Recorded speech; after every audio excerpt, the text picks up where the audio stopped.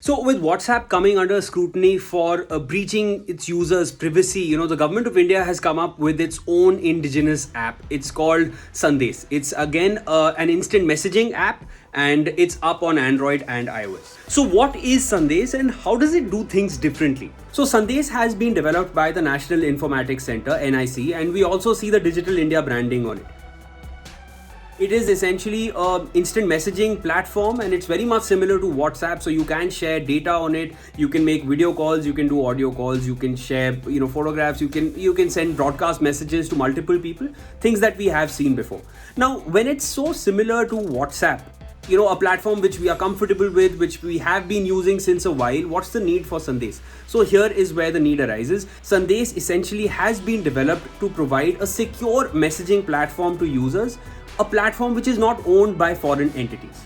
You can easily download it from the Play Store or the App Store, and once you've downloaded, all you need is your phone number or an email ID. You'll be sent an OTP, you punch that in, and then just minimal details you need to add and sync the contacts in your phone with the app. That will automatically catch all the contacts that you already have saved on your phone, and after that all the contacts which are already there in your phone, once they have been synced with this app, whichever contacts are already using Sandesh, you will find them in a list.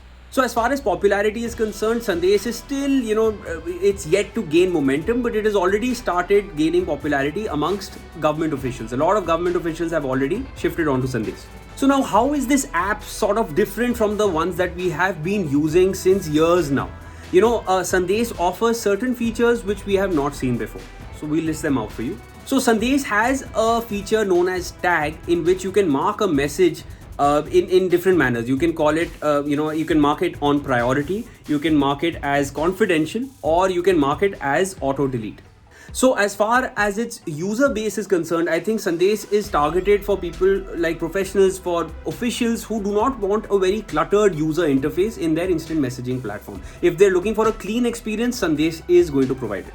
Now the app also offers a chatbot. You can easily reach out to the chatbot. You can just message in your query. You will get an automated reply. These aren't personalized replies, but most of the replies are based on frequently asked questions. So even if you look at the emojis on the Sandesh app, they are strictly meant for office use and look extremely formal.